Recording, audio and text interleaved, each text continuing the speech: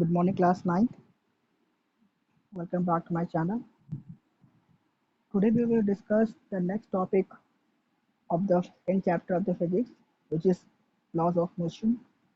In previous video, we have already discussed the force and types of force, the balanced and unbalanced force. आज हम लोग क्या पढ़ेंगे? Newton's laws of motion.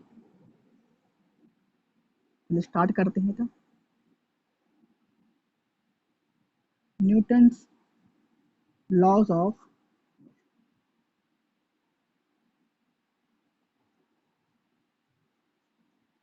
Newton's के बारे में आप जानते ही हैं. इट इज बहुत ही आइजैक न्यूटन बहुत ही फेमस साइंटिस्ट है फिजिक्स के, और उन्होंने मोशन के डिफाइन करने के लिए 3 लॉज दिए. हाँ, उन्होंने मोशन के डिफाइन करने के लिए 3 लॉज दिए, और उन लॉज को बोलते हैं कि Newton's laws of motion. Newton's first law of motion, second law of motion and third law of motion. और ये जो टॉपिक है न्यूटन्स लॉज ऑफ मोशन बहुत ही इंपॉर्टेंट है, या क्लास 11th में या उसके आगे कभी भी पढ़ाई करते हैं फिजिक्स के रिगार्डिंग, तो आपको इस लॉज को पढ़ना बहुत जरूरी है. इसके बिना फिजिक्स नहीं पढ़ पाएंगे. ठीक है, 11th में या जो टॉपिक पढ़ेंगे तो डिस्कस करते हैं, वन बाय वन डिस्कस करेंगे आज. तो today we discuss the first law of motion, Newton's first law of motion.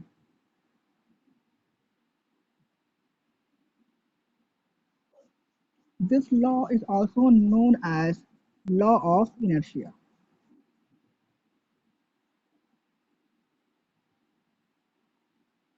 ठीक है, this law is also known as law of inertia. तो inertia क्या है, डिस्कस करते हैं. पहले इसको डिस्कस कर लेंगे. तो what is the statement of Newton's first law of motion? So according to Newton's first law of motion, if a body at rest or in motion will remain in rest or in motion unless and until some external force applied on it. जैसे सुन लीजिए क्या बोलता है, if a body at rest or in motion will remain at rest or in motion unless and until some external force applied on it. तो मतलब क्या हो गया कि कोई भी बॉडी अगर रेस्ट पर है ना, कोई भी बॉडी अगर रेस्ट पर है तो वो रेस्ट पर ही रहेगी, और अगर कोई मोशन में है, ठीक है, अगर कोई बॉडी मोशन में है तो वो मोशन में ही रहेगी, यानी यूनिफॉर्म मोशन में ही रहेगी, स्ट्रेट लाइन मोशन में ही रहेगी. स्ट्रेट लाइन इंपॉर्टेंट है, स्ट्रेट लाइन मोशन में ही रहेगी जब तक हम कोई इस पे एक्सटर्नल फोर्स यानी कोई बाहरी फोर्स उस पर अप्लाई ना करें. स्क्रीन समझ में आया कि कोई भी ऑब्जेक्ट अगर रेस्ट पर है तो रेस्ट पर ही रहेगी, अगर मोशन में है यूनिफॉर्म स्ट्रेट लाइन मोशन में ही रहेगी जब तक हम कोई इस पर एक्सटर्नल फोर्स अप्लाई ना करें. यानी इंटरनल फोर्स की यहाँ बातें नहीं, इसके अंदर एक्सटर्नल फोर्स यानी फ्रिक्शन भी हो सकता है, या बाहर से कोई फोर्स अप्लाई कर सकते हैं वो भी हो सकता है, एयर फ्लो का रेजिस्टेंस भी हो सकता है. वो सारी चीज़ें क्या है, एक्सटर्नल फोर्स है. जब तक हम उस पर एक्सटर्नल फोर्स अप्लाई नहीं करेंगे, अगर वो रेस्ट पे है तो रेस्ट पे ही रहेगी. अगर स्ट्रेट लाइन यूनिफॉर्म मोशन में है तो सीधी लाइन पे जा रही है तो सीधी मूव करती रहेगी, कभी भी बेंड रुकेगी नहीं. हम एग्जाम्पल देख सकते हैं बहुत सारा. जैसे एग्जाम इमेजिन कीजिए कि किस क्लासरूम है और क्लासरूम में डेस्क पे डस्टर रखा हुआ है ना, और इस क्लासरूम को हम बंद कर दें, और उस क्लासरूम को हम बंद कर दें और उस डस्टर को कोई टच ना करे, मतलब कोई भी टच ना करे, वो क्लासरूम बंद रहे 10 दिन के लिए, 20 दिन के लिए, 50 दिन के लिए, 100 दिन के लिए, 100 साल भर तक बंद रहे. ठीक है, तो ये डस्टर अपनी जगह से कभी भी रिप्लेस नहीं होगा, अपनी जगह से कहीं डिस्प्लेस नहीं होगा जब तक कोई इसको फोर्स लगा के मूव ना कराए या फिर कोई और अदर से एक्सटर्नल फोर्स अप्लाई ना करे. जब तक हम इस पर कोई फोर्स नहीं लगाएंगे तो ये ऑब्जेक्ट क्या करेगा, कहीं मूव ऑन नहीं करेगा. सिमिलरली यहाँ पे क्या होता है कि अगर कोई ऑब्जेक्ट है वो मूव कर रहा है, ठीक है, और इस पर कोई भी एक्सटर्नल फोर्स अप्लाई नहीं हो रही है, यानी कि यहाँ पे एयर नहीं है जो एयर रेजिस्टेंस लग रहा, ठीक है, एयर फ्लो नहीं कर रही तो एयर रेजिस्टेंस लगा उसको कर रही. ये जो सरफेस है ये फ्रिक्शनलेस है, ये सरफेस है ये क्या है, फ्रिक्शनलेस हो, यानी कि इसमें कोई फ्रिक्शन अप्लाई नहीं हो रहा है, और सामने कोई वॉल ना हो, कुछ भी वॉल ना हो, हमने इनफाइनाइट लेंथ हो, एकदम स्ट्रेट लाइन. तो ये ऑब्जेक्ट क्या होगा, लगातार कंटिन्यूस मूव करती रहेगी करती रहेगी करती रहेगी और कहीं भी जाके एंड नहीं होगी. इसका एग्जाम्पल हम लोग कहाँ देख सकते हैं, अगर प्रैक्टिकली इमेजिन करना हो कहाँ इमेजिन कर सकते हैं, या तो हम कहीं लैब के अंदर वैक्यूम बना लें और उसमें फ्रिक्शनलेस सरफेस बना लें, या तो हम नॉर्मली इमेजिन कर सकते हैं कहाँ पे, स्पेस में.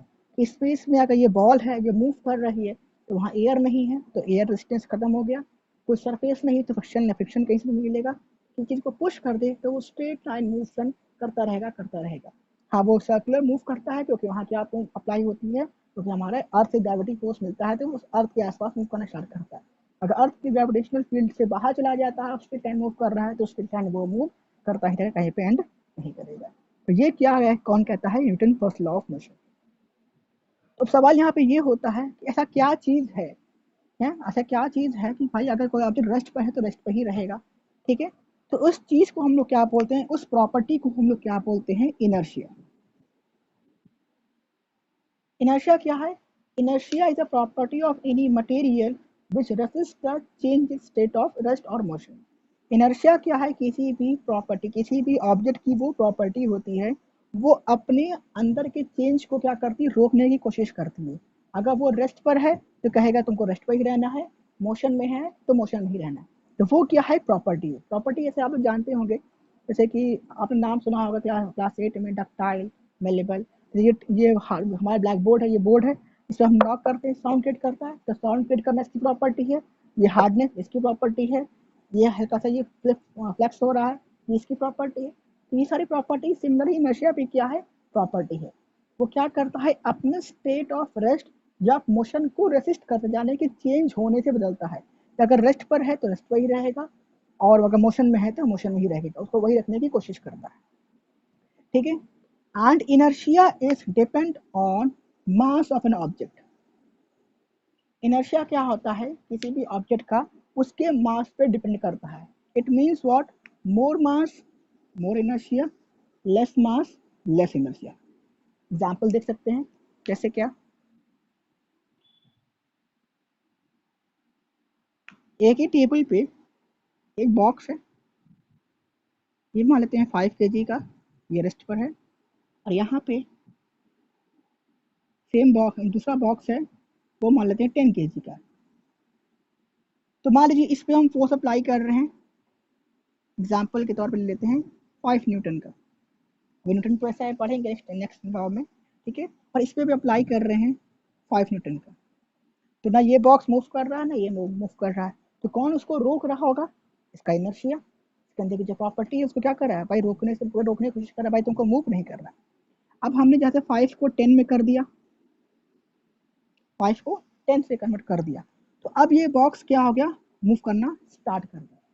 बट अगर इसको भी हम लोग 5 से 10 न्यूटन कर दे रहे हैं, तो हम क्या देख रहे हैं, ये बॉक्स मूव नहीं कर रहा है ना। इस बॉक्स की प्रॉपर्टी है, अगर यहाँ पे 9 अगर न्यूटन फोर्स पे लगाएंगे तो ये मूव नहीं करेगा, बट जब 10 नहीं, मिनिमम 10 फोर्स लगाएंगे 10 न्यूटन का, तब ये मूव कर रहा है।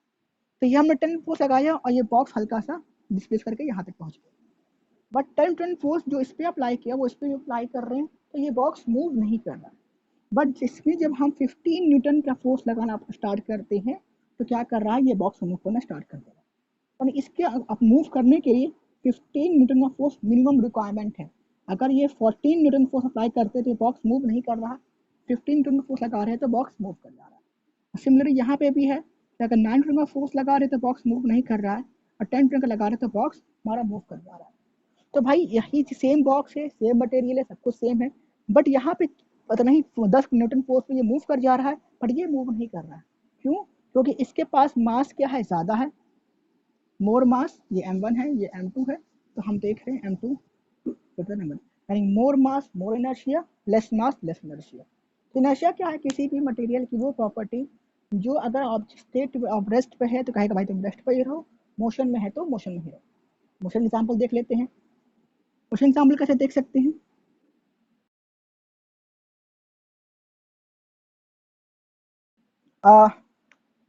सेम एग्जाम्पल ले लेते हैं, ऐसे एग्जाम्पल दूसरा वाला, कि एक इंक्लाइन सरफेस है, ठीक है, और ऊपर से कोई ऑब्जेक्ट स्लाइड करते हुए आ रहा है, उसको मतलब मान लेंगे फ्रिक्शन लेस है, एग्जाम्पल के तौर पे मान लेते हैं।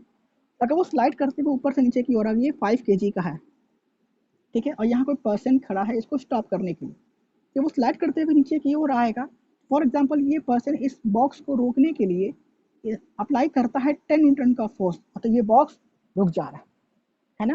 10 न्यूटन का फोर्स अप्लाई कर रहा है, बॉक्स स्लाइड करते हुए यहाँ पे आके रुक जा रहा है। तो मान लीजिएगा कि यहाँ पे 15 kg का बॉक्स अप्लाई कर रहा है, तो क्या ये इतना ही 10 न्यूटन का फोर्स अप्लाई करेगा तो बॉक्स रुक जाएगा क्या? बिल्कुल नहीं रुकेगा, इस पर्सन के ऊपर चढ़ जाएगा, उसको चोट लग जाएगी।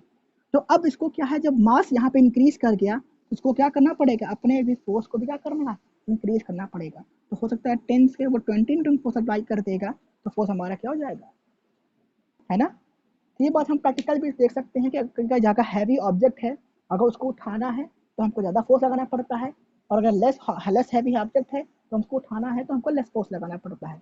ये क्यों होता है, क्योंकि due to inertia, more mass more inertia, less mass less inertia, है ना। बहुत एग्जाम्पल देख सकते हैं, और एग्जाम्पल क्या देख सकते हैं, बहुत ही कॉमन एग्जाम्पल आप एक एक्टिविटी ट्राई कर सकते हैं। एक्टिविटी क्या कर सकते हैं कि एक ग्लास लीजिए, ग्लास टम्बलर, है ना। ये एक्टिविटी आपको करना है कॉपी में, और इस ग्लास के ऊपर एक पेपर रखिए, और इस पेपर के ऊपर एक कॉइन रख दीजिए, 5 रुपीज का कॉइन रख दीजिए। और जो पेपर हमारा है ना, ये मासलेस है, मतलब कि इसका मास ना के बराबर है, मैग्नीट्यूड ना के बराबर है। इस कॉइन का कोई ना कोई मास होगा, है ना, इस कॉइन का कोई ना कोई मास होगा। तो अब ये पेपर क्या मासलेस है, मतलब पेपर मास इसके कंपैरिजन में क्या है, मास एकदम है ही नहीं, नहीं के बराबर है। तो अब क्या देखिए, तो अब इसके पास मास है, तो अब ये क्या कहेगा कि भाई इस कॉइन को, तो भाई हम रेस्ट पर है तो हम रेस्ट पर ही रहेंगे, हम मूव नहीं करेंगे। तो अब मान लीजिए कि आप जैसे ही इस पेपर को खूब तेजी से फोर्स लगा के पुल करते हैं, ठीक है, बहुत तेजी से पेपर लगा के पुल करते हैं, तो पुल करेंगे, ये तो मासलेस है, ठीक है, मास में बहुत लेस मास है, तो ये क्या करेगा, पेपर तो बाहर चला जाएगा। बट इसका जो मास है वो पेपर के कंपेरिजन में क्या है, बहुत ज़्यादा है। मास ज़्यादा होने की वजह से यहाँ पे क्या हो जाएगा, जो हम इसका इनर्शिया है वो भी क्या हो जाएगा, बहुत ज़्यादा हो जाएगा। तो इनर्शिया क्या कहेगा, भाई तुमको हमारे पास मास ज़्यादा है पेपर से, फोर्स तो इस पेपर पे लग रहा है, पेपर को जाने दो, हमारे पास एक्स्ट्रा मास है, हम एक्स्ट्रा मास है, हम बाहर की ओर नहीं जाएंगे। तो ये पेपर तो यहाँ से रिमूव हो जाएगा और ये बाहर चला जाएगा, कौन यहाँ पे रह जाएगा। तो कौन यहाँ पे रुका रह जाएगा क्या, बिल्कुल नहीं। तो कौन क्या करेगा, उस पर ग्रेविटी वर्क करेगी और कौन कहाँ चला जाएगा, इस ग्लास के अंदर, ना। बात समझ में आया। फिर तो उसको एक्टिविटी को फिर जांच देख लेते हैं कि इसके पास मास ज़्यादा है, तो मास ज़्यादा है तो उसको फोर्स एग्जाम्पल लेके चलते हैं, कुछ एग्जाम्पल नंबर वाले ले चल लेते हैं। तो ये जो हमारा पेपर है ना, पेपर को अगर हमको खींचना है बाहर की ओर, तो एग्जाम्पल लेते हैं कि हम 1 न्यूटन का फोर्स लगाएंगे तो पेपर बाहर चला जाएगा, है ना।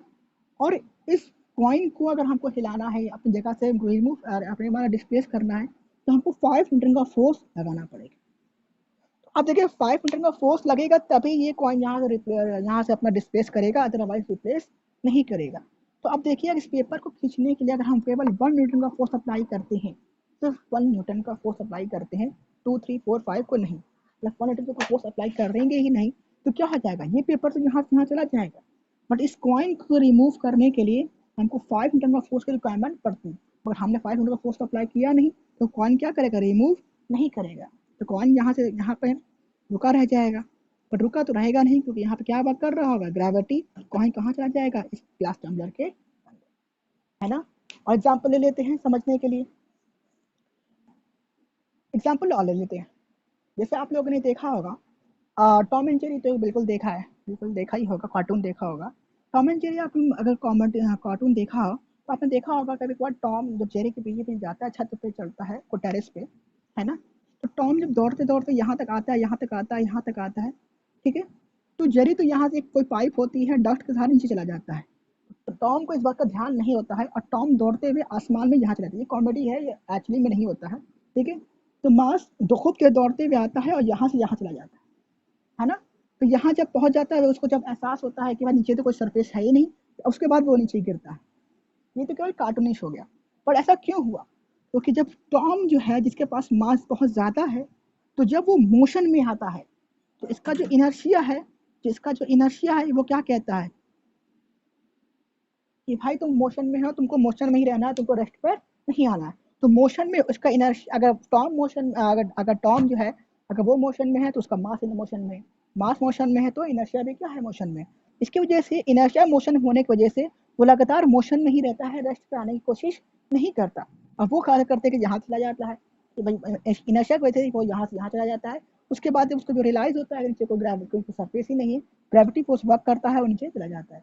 एक्चुअली में आप कभी ट्राई मत कीजिएगा, ये केवल कार्टून है, ऐसा कभी होगा नहीं। क्योंकि जैसे ही आप यहाँ पहुँचेंगे, तो उसको जब एहसास होता है कार्टून के मूवी में कि भाई नीचे सरफेस नहीं है तब वो नीचे गिरता है, पर ऐसा ग्रेविटी तक टाइम नहीं लेता ना, ग्रेविटी तुरंत ग्रेविटी इस पे एक्ट करेगा और तुरंत कहाँ चला जाएगा, वो नीचे की ओर चला जाएगा। और एग्जाम्पल हम लोग लाइव एग्जाम्पल देख सकते हैं बहुत सारा।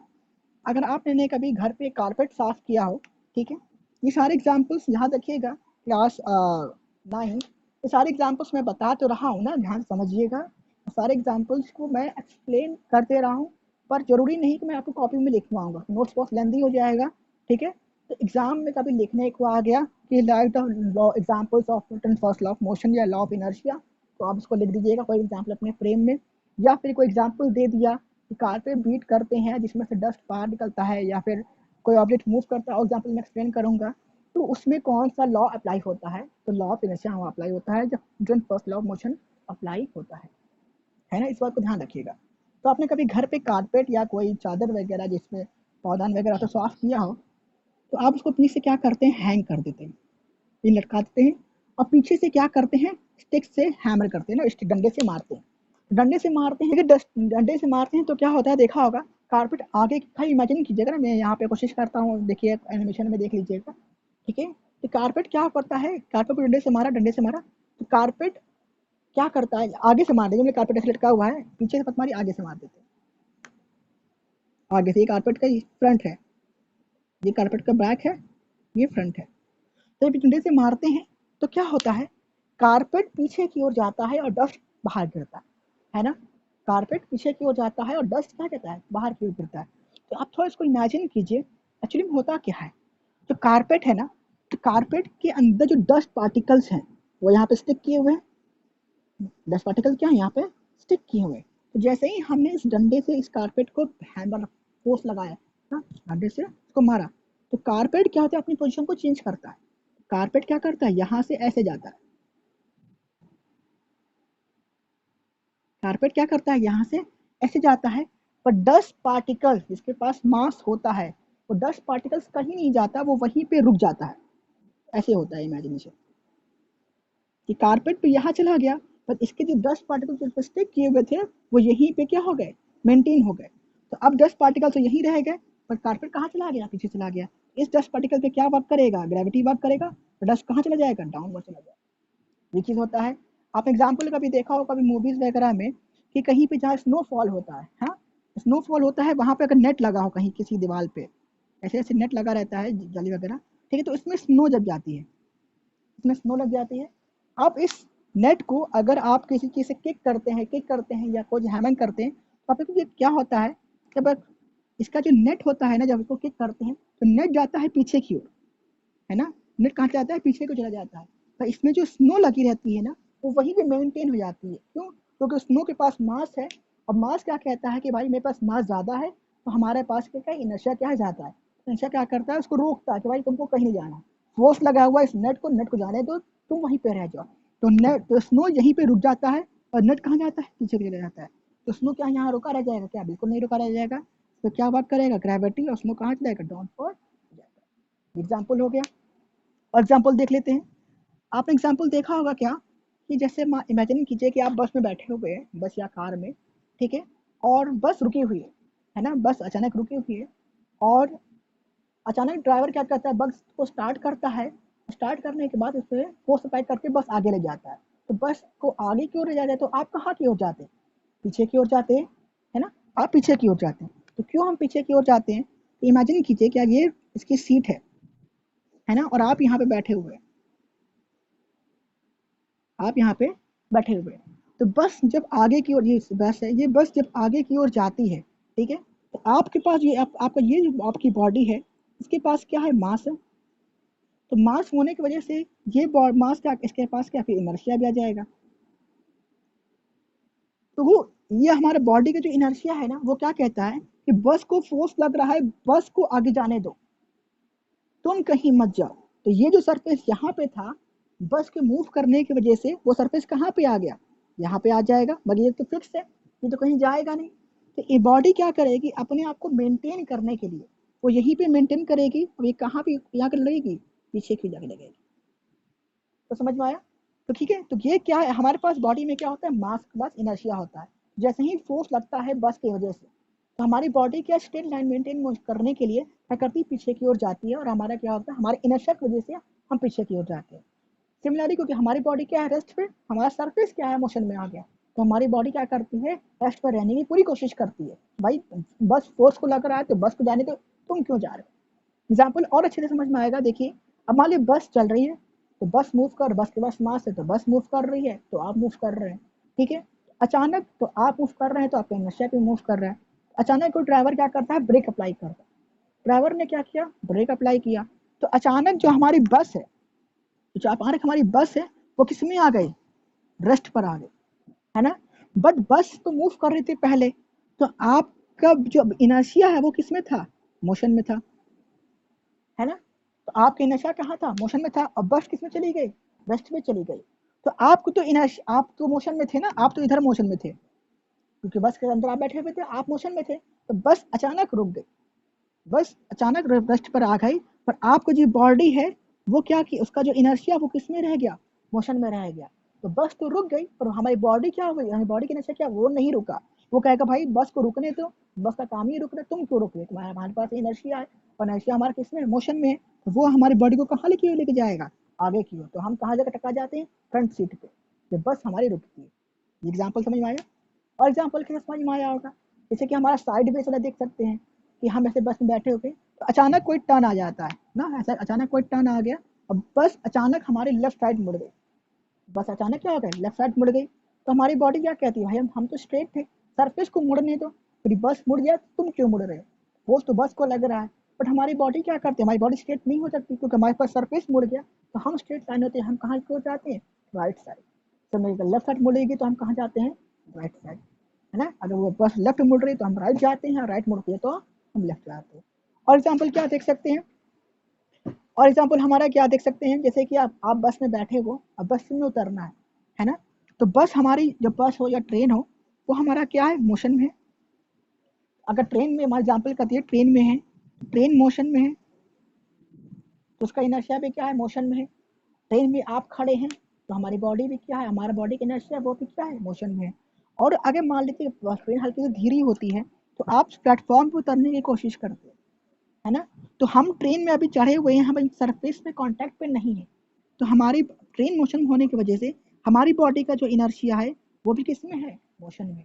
तो जैसे जैसे ही हम अपनी बॉडी को जमीन पर टच कराते हैं, हमारा फुट जमीन को टच करता है, जमीन को वो टच करता है, तो क्या होता है, हमारा जो फुट है उसका जो नशा चला गया रेस्ट पे, नहीं वजन कीजिएगा, हमारा जो फुट है उसका नशा चला गया रेस्ट पर हमारी जो बॉडी, जो हमारी बॉडी का अपर पार्ट है, उसका नेचर किस में है, मोशन में है। वो कहाँ की ओर, फॉरवर्ड डायरेक्शन में। जैसे ही अगर हम प्लेटफॉर्म से उतरते हैं और ट्रेन मोशन में है, ठीक है, तो क्या होता है कि हमारा फुट तो चला गया रेस्ट में, इमेजिन कीजिए हमारा फुट तो चला गया मोशन रेस्ट में, पर हमारी बॉडी का अपर पार्ट वो क्या हो गया, वो रेस्ट पे नहीं किया, तो हमारी बॉडी कहाँ के ओर गिरती है, आगे फॉरवर्ड डायरेक्शन में गिर जाती है। इसलिए क्या कहा जाता है, तो पहली बात तो कभी ट्राई मत कीजिएगा, ये बहुत छोटे हैं। बट हमें क्या कहा जाता है कि कभी ट्रेन से उतरना हो, तो हमें क्या करें, ट्रेन के साथ साथ, अगर ट्रेन हल्की स्लो हो जाती है, तो हमको ट्रेन के साथ साथ हल्का हल्का बॉडी को मोशन में लाना पड़ता है, कि प्लेटफॉर्म के साथ दौड़िए, ताकि हम अपनी बॉडी को का इनर्शिया धीरे धीरे कम कर सके, हमारी बॉडी जो मोशन में है वो धीरे धीरे कम कर सके, कंट्रोल ला सके। तो जिसमें आप ट्रेन के साथ साथ दौड़ते हैं, तो हमारी बॉडी अचानक, हमारी बॉडी की जो इनर्शिया अचानक मोशन से रेस्ट पर नहीं आती, साथ हमारा मेंटेन रहता है। तो कुछ समय बाद जब हम ट्रेन को छोड़ देते हैं, तो अपने आप को हम बैलेंस करके रोक पाते हैं। ये सारे जितने मैंने एग्जाम्पल्स बताए, सारे किसके एग्जाम्पल्स हैं, due to law of inertia, inertia की वजह से। तो फिर समझ लेते हैं। तो फर्स्ट लॉ क्या कहता है, वे बॉडी इट एट रेस्ट और in motion will remain in rest or in motion unless and until some small force applied on it, and it's also known as law of inertia. और inertia क्या है, it is a property of our body which resists the changes position of rest and motion, कि अगर हमारी body rest पे है तो उसको रेस्ट पर रखने की कोशिश करता है, अगर मोशन में है तो मोशन में रखने की कोशिश करता है। तो ये क्यों होता है, ड्यू टू इनर्शिया। और इनर्शिया हमारा किस पे डिपेंड करता है, हमारे मास पे। तो आई होप क्लास 9 मैंने बहुत सारे एग्जाम्पल्स ले लिए, फर्स्ट लॉ को हर तरीके से एक्सप्लेन करने की कोशिश किया होगा, और किसी भी एग्जाम्पल्स के जरिए आपको समझ में आ गए तो वेल एंड गुड है। और बहुत सारे एग्जाम्पल्स और प्रैक्टिकल आप भी सोच सकते हैं। तो आज की क्लास में क्लास 9 इतना ही रखते हैं, नेक्स्ट क्लास में क्या पढ़ेंगे, second law of motion. Thank you class 9 for joining.